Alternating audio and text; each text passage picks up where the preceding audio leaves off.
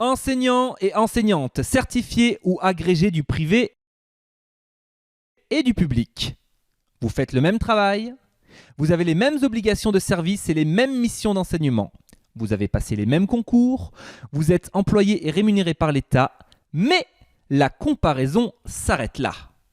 Car, bien que certifié ou agrégé en tant qu'enseignante et enseignant du privé, vous n'êtes pas titulaire, mais agent de l'État contractuel de droit public.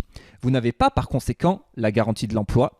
Vous pouvez, en cas de fermeture de classe ou d'établissement, perdre votre contrat définitif, vous retrouver sans poste et donc sans rémunération. Vous n'avez pas le même salaire net car les cotisations sont plus élevées. Vous n'avez pas la même retraite car elle n'est pas calculée sur les 6 derniers mois mais sur les 25 meilleures années. Et de ce fait, vous n'avez pas les mêmes droits. Vous ne pouvez pas enseigner dans les établissements publics. Vous ne pouvez pas postuler au concours d'inspecteur. Vous ne pouvez pas passer le concours pour être chef d'un établissement public. Il vous est quasi impossible de devenir professeur titulaire à l'université. Vous ne bénéficiez pas d'un barème classant pour les mutations. Vos représentants ne siègent pas dans des commissions véritablement paritaires. Et vous ne pouvez pas non plus changer de corps, car cette notion n'existe pas dans le privé, ou d'administration, ni par choix, ni par obligation. Ainsi, quand des raisons de santé ne vous permettent plus d'enseigner, vous ne pouvez pas travailler dans un CIO, un CDI, être correcteur pour le CNED ou occuper un poste administratif dans un autre secteur ou branche de la fonction publique. Si vous n'êtes plus apte à enseigner, votre seule possibilité est l'invalidité ou la démission. Pourtant, tout comme les enseignants et enseignantes du public, vous êtes employé par l'État.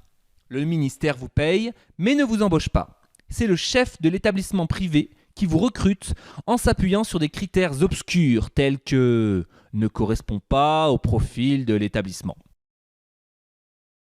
Or, vous êtes recruté au même niveau et vous passez les mêmes concours.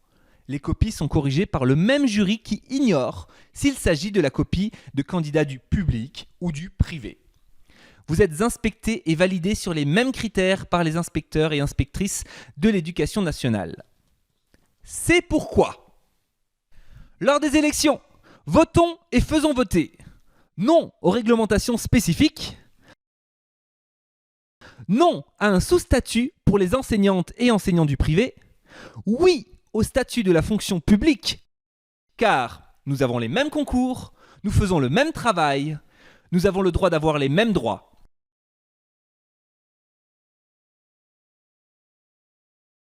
Sundep Solidaire, le syndicat qui porte ses revendications.